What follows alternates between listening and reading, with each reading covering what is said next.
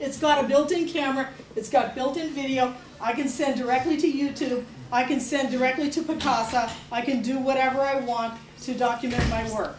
I can record something if I get a song idea. I can capture it on there on my phone. I can capture it on my video. Because every young person has a phone pretty much like this, or will within the next year. This is going to be the primary mode because the level of megapixels they've hit is reaching what a regular camera has. Not to discount the fact that I have a regular camera, I have a real video camera. I think they're easier to use. They have tripod stands, and I like that with a unipod. One other thing, by the way, just I brought it in because I use it all the time is, and if you have kids who are musicians, there's a lot of options out there. I gave my cheap one to my brother. My cheap one had a built-in USB like the flip cam's got. You just pop it out, plug it in, load your songs up because he wants to, he's, you know, decided at 53 he's going to be a country western songwriter. Whatever. See, that's what living in San Jose does to you.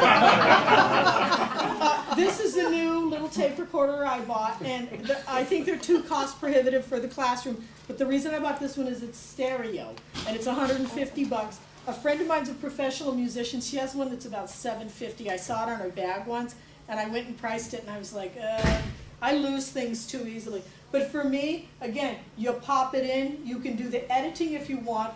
I'm using it right now to record class notes and to interview people for my dissertation. But really what it's for is to write my next novel, right? So I can tape it. Even if I don't use the stuff, I can process the things. And more products like Dragon Dictate, if you've used those. I had one of the original Ray Kurzweil reading machines. So this is something that can read things back. They're so old compared to, now they actually kind of work pretty well. So technically I could plug that thing into Microsoft Word. It's actually designed to do that. And it can actually just take my words and transpose them into Word. I haven't tried that on that one. That one's fairly new. But you know what? So you have kids that have trouble typing. You have students with a disability that they're just not going to type, right? It's just physically not possible. They don't need to.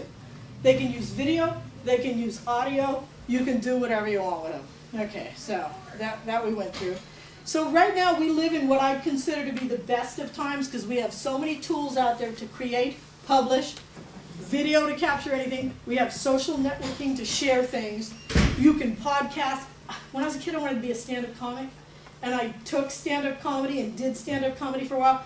And you know what? It is just miserable to be in front of a bunch of other people who think they're comedians, sitting there with a scowl on their face, watching you, and like nobody laughs. But you know what? I might write some jokes and put it on a podcast. So there's ways for people who want to try things and do things and not maybe get in front of the audience. And there's, anyway, a million applications. Unfortunately, it's also the most challenging of times because everything's hell of expensive. We are inundated with product. We are inundated with performance.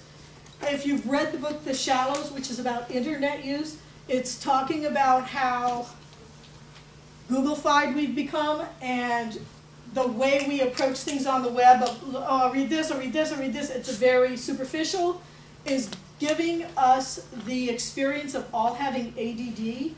And I don't know if you've had that experience from your tech use.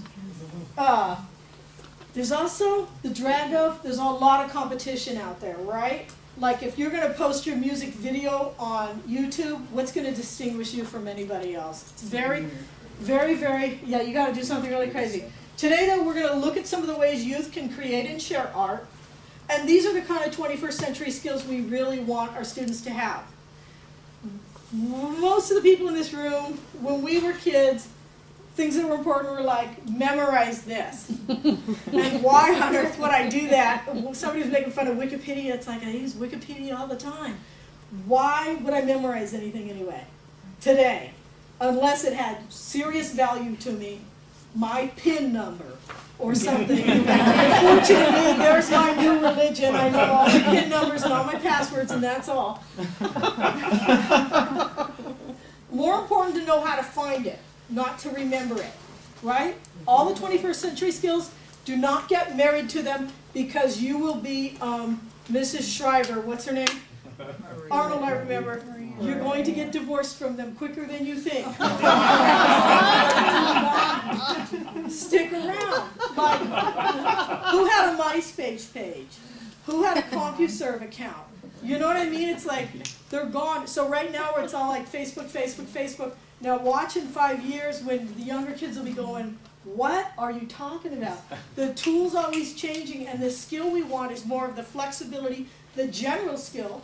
The advantage of learning Photoshop is, wow, I can use this, I can use it. Oh, that's exactly like that. Oh, I know this in Word. Those tools look the same.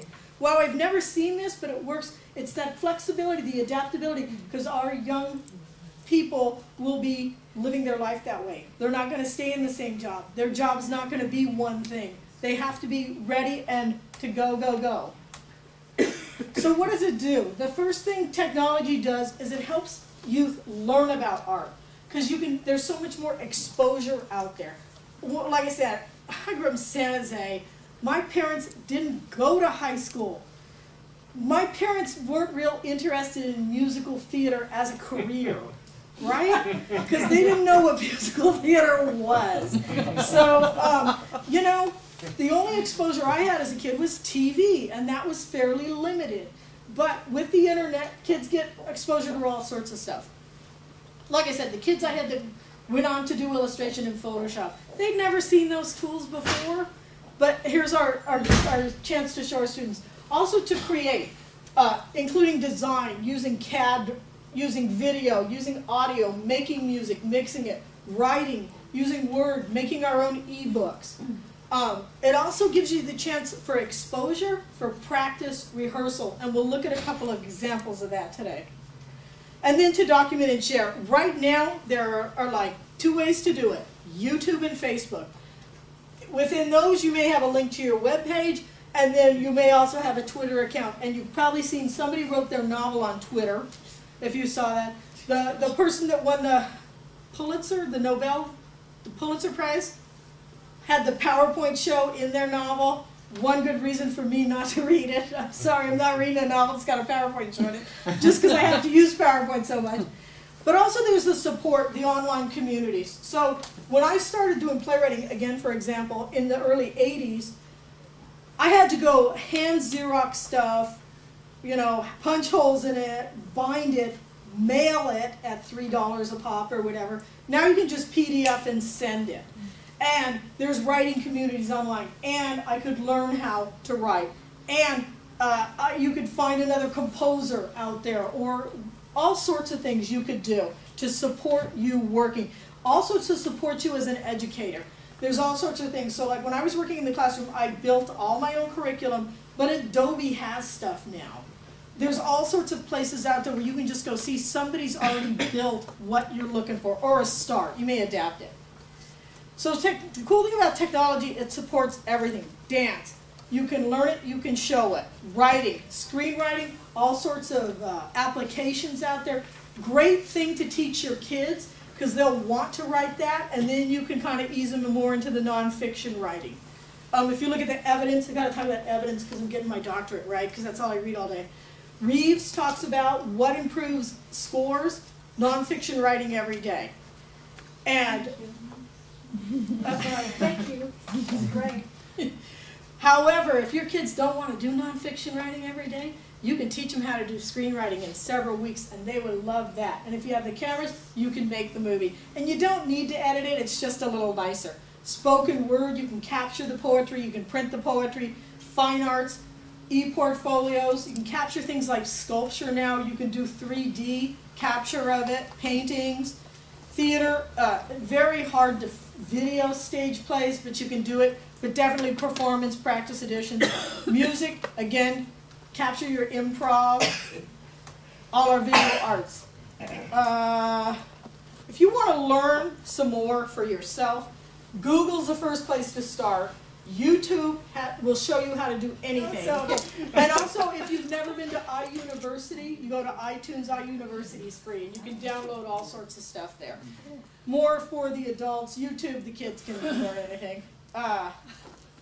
So these are the 4 things we're gonna talk about. No, I'm gonna actually pop out on my PowerPoint because when I tested it with this junky LCD that I found, so, you know, an education finder's keeper sort of thing, I decided it was mine. It just does not have the capacity to be playing these things. So the first thing I want to look at, we're going to look at some things. Again, I know this is very general. Tell me if the sound's not okay too. Well, you listen to it once, but it's so repetitive, I think you should be able to play it. So you can see I'm putting the iPod on. It is. You just need to play it. Simple. Well, now it's so right. Whenever you're ready.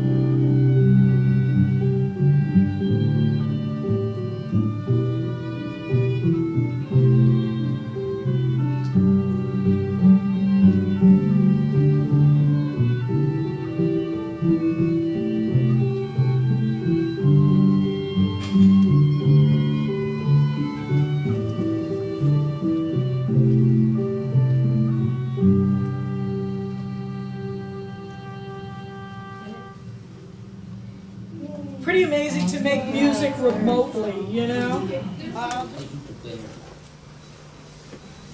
Some days the bear eats me, but these days the bear just swallows me whole.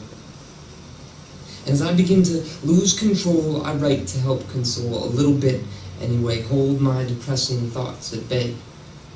Like this little poetry soiree is somehow, at least making right now, seem okay. Sort of therapeutic essay. Constantly feeling like I'm coming off a smoke break, but the relaxation is only temporary.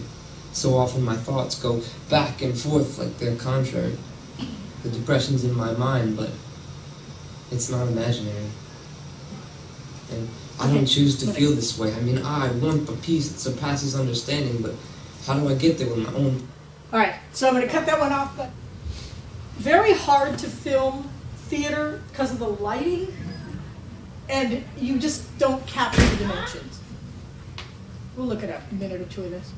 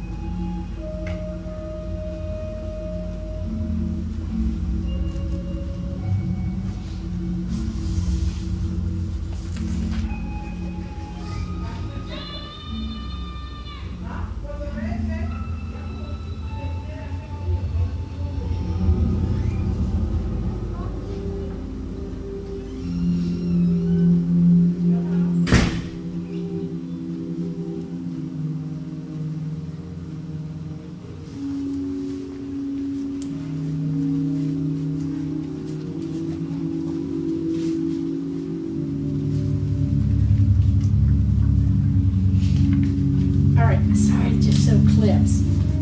Oh. 3D Studio Max, Flash, you can do this. There's a lot of products out there. There's some reasonable ones. None of them are real cheap. There's a few freebies out there.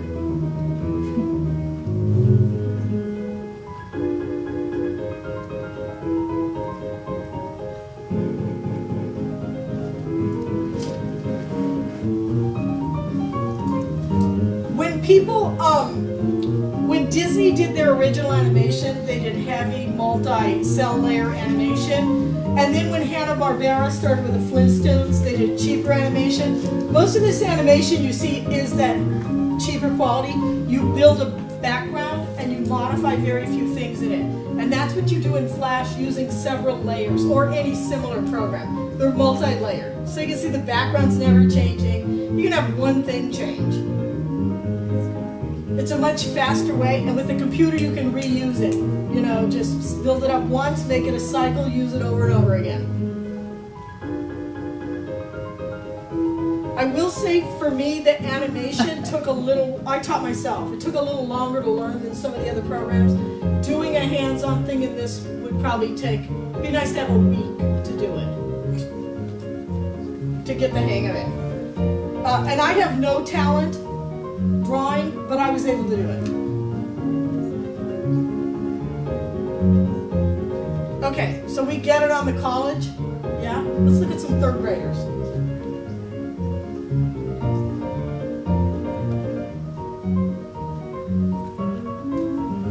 I love animation and dogs. Okay, that you can tell it's college. Let's look at the third graders. Cost. We made a short film. She said stop. Stop motion, thank you. So to begin with, the students had to come up with an idea, which was probably the hardest part of the process. That's storyboarding. And they made a time travel movie. This way they could be broken up into groups and students could work on their different areas of interest in history and bring that into writing the script about where these time travelers were going through time.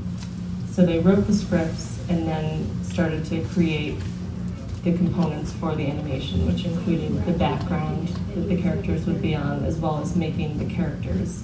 And to do that, they used pictures of themselves to have for the faces, and then construction paper to make the bodies for the characters. We decided to use the students' faces because by putting their faces on the characters, it gave them more of a sense of ownership in this piece. And we also used the students' voices for the characters. So once all of the pieces were ready, then we had to shoot the individual scenes. So we set up just a still camera and take still photos for each frame of video. And the students moved the characters through the scene according to the script they had written. The students who came up with the idea for the Time Machine movie had a great time kind of being in charge of how the other scenes were going to fit into their film. And it was great because these students were ones that really were kind of the outcasts of the class, and their teacher was really glad to see that they could take the starring role in this project. Can we keep him? Why do I even bother? I think in the end, all of the students realized how time-consuming animation can be and how many things were involved, that you couldn't just, you know, set up the camera and shoot the movie in one day, that you had to really think things through, come up with a good story, and have a plan for what you're going to do. When we had the final screening, it was the first time that the students had seen the entire piece cut together, and their reactions were great. The best part about working with the younger kids is that they're just so open and they're so full of ideas. I find it very refreshing to work with them and to get their perspective on things and to see how excited they get with their finished products. So again, this is pure documentation, but for submission of AP. For people who are into 3D art, it's also a great way to do. There's also, if you have a spare $90,000 or so, a 3D printer that will actually print the object out. And you'll see this in some engineering classes that actually, if you have one, can actually be using them for 3D art. Jump out of this guy here.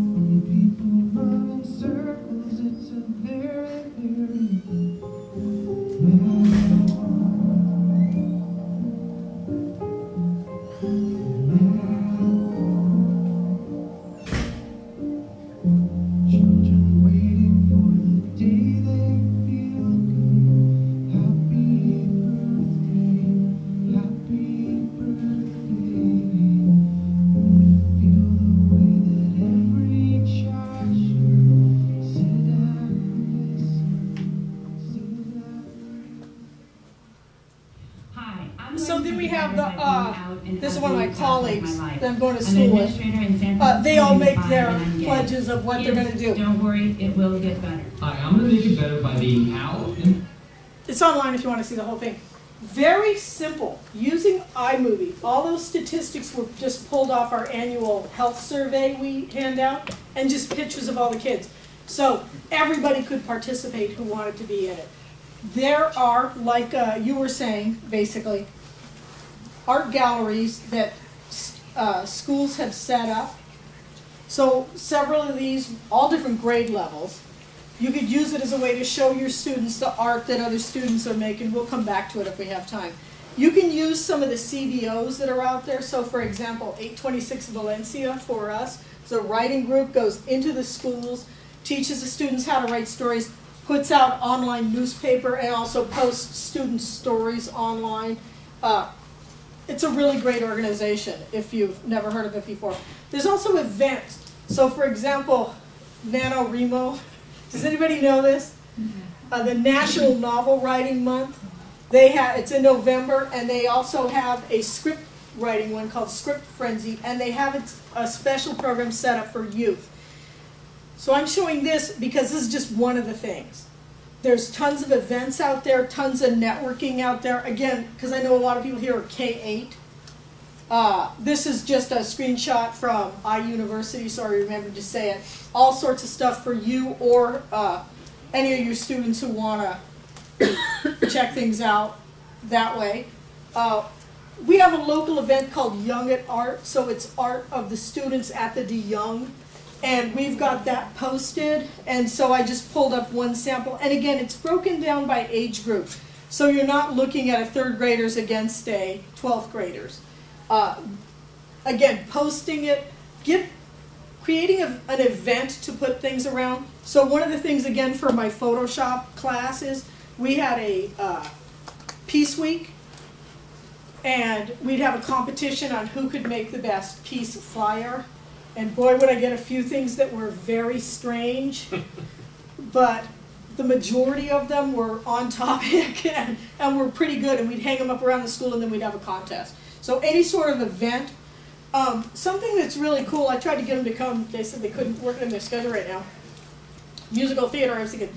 Our San Francisco Opera, for example, has a program called Aria that goes in and teaches kids how to write operas and sends an opera singer in there to help them out. So again, if you call any local theater, any local agency, I used to write with a group called Playground, which is you write a 10-page play in 4 days or something, and you turn it in and try and get it picked. They're working at Soda and at Mission, I want to say, or Balboa maybe, helping kids write plays. If you have any local agency, you can get them to come in, and I'm bringing these in because they're more ways to get things done.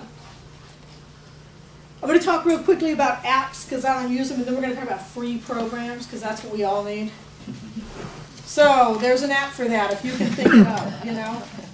The thing about apps is, and there's programs for younger students similar to these or bigger versions of these things out there that can help them start thinking about, hey, here's a way to do things. The other reality is you can there's some knockoff Photoshop programs I'm going to talk about that are free. Anything open source. You guys can take those if you're a K-8 and then go in and customize the buttons. So instead of having 500 choices, there's 5 choices. And limit, you know what, because realistically, you only use about 5 things all the time over and over again. Or when I used to teach these classes to adults, I'd try and teach everything I could in 3 hours or whatever, and it didn't make any sense. Instead, let me teach you 5 skills that you're really going to use, and I'll teach you a couple of things about each of those. So same things with the students. When I first set something up, make a plan. You're going to use Photoshop. You must use 5 skills. This, and this. Extra credit for anything else you discover on your own. Or you're making a CD cover. The margins, the diameter must be this by this to fit in the CD. You must have a person in it, or you know, whatever you want to cut out in some way. Set it up like that with very limited structures because you just want to get them the exposure to using the tool. And then their creativity can come off if you set up the structure. let's look at a couple of samples. This is just junk you can download on your phone, right, for about $1. And it'll keep your kid occupied if nothing else. Or you know, it's not Angry Birds, but okay. So brushes, you can see. This looks a lot like Photoshop to me, just painting. Color splash. I did a thing like this one challenge. We had the kids take photos and we brought them in Photoshop and we made them all black and white, printed them out on nice quality paper, and then they had to watercolor them and make choices of where they put the watercolor. But this is sort of an online sort of thing like that. It's kind of cool. Flipbook, same deal with Flipbook. You could have kids make a 10-page flipbook on regular size paper. Take the droid, 1, 2, 3, 4, 5, 6, 7, 8, 10. That's when you get the grad student, because I'm not pressing the button that many times. But, you know, you could, this is why I like a tripod too, because you can set stuff up and just have the student do it and put it in the right place. But here's an online way. They draw something, make a minor change, make a minor change, make a minor change. You can do this in Flash really quickly. By the way, my programs like Flash, when I got them donated. And then I'd build something in Flash, have the kids make it, and I'd show them, and they'd give me something else free. You know, so that's kind of how I did it. I could have written grants, but I didn't have time. And if you have a plan, the money will come, as I like to say. So you know how it is at the end of the year, and they don't know how to spend that last money? Oh, we need this application. Why? Because I have this plan all set up on it. This is something called Jazz Sculpture, sort of an online sculpture. Sculpt Master. There's a million of them out there. This one looked really cool. I may actually break down and buy this one. It's called Pottery Wheel, and you actually get to throw a little pot. This is, I'm very torn on this because there's a part of me that's saying, this is so virtual, like the kid's never going to step foot into an art studio and actually try it. Because not that I ever made in pottery look like that, but you know, anyhow, again, this is exposure. I'll talk a little bit about music. Oh, this is ridiculous. I'll talk about these. I'm going to talk about some real ones. You bought a $400 iPhone so you could make it an ocarina, right? There's little things like pocket guitar. You know, I can't play a real guitar, so the thought of trying to do it on the iPhone, forget it. All sorts of piano stuff. Mixmeister Scratch, I think I could do. It's a little scratch box. You know, there's all sorts of cool little dudes. Pocket shaker, that one I could do too, because you can make it into a tambourine or the little shaky thing that the monkeys played or something. Band, beat maker, U-drummer light. There's all sorts of junk for the phone. Again, to me, that's an entree to something else. So you can, hey, oh, you like that? Hey, I got an idea. Now you can try the real deal. For people that are interested in music, we're going to talk a little bit about that, and then we'll have a little Q&A or discussion about what people do. There are real multi-track programs out there. There are free ones, and there are reasonably priced ones. There are very expensive ones if you want to be a professional musician. But if you don't want to be a professional musician, or you don't have the money yet to be a professional musician, you can find something that's multi-track so you can be doing real work. Like I said, this is what I used to always say to my students. Don't get married. Do you like PowerPoint? Don't get married to it. Why? Because now we have Prezi. Who's used Prezi? Anybody in here? It's nice, huh? It's sweet. It's much more designed for the artist, and your kids will like it a lot because it's non-linear. It's very sweet.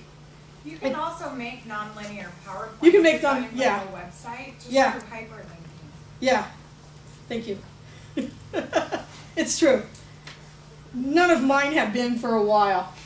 Anyway, you know, I just do, this is what I do all day. It feels like something new is going to be coming. That's why you just don't want to get used to it.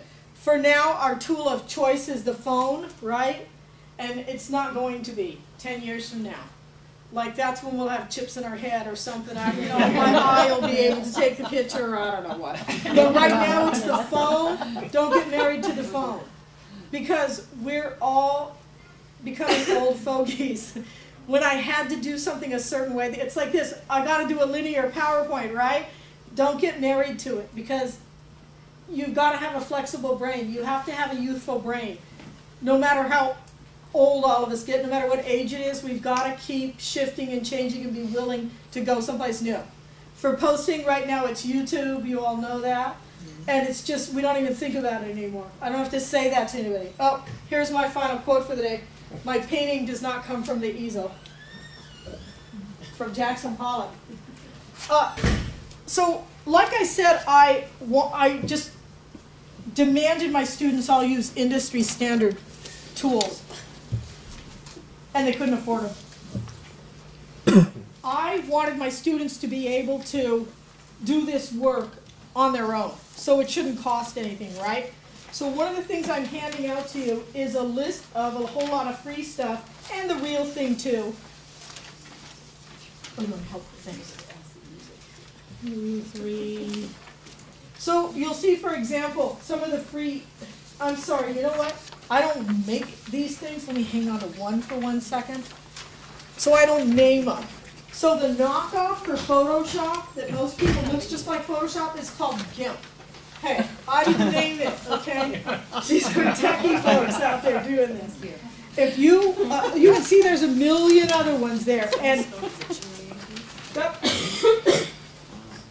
if you want something, you go to Google, you put, for the K-8 people, I want to do a video project, video, 3rd grade, see what you get. Go to YouTube, video, 3rd grade.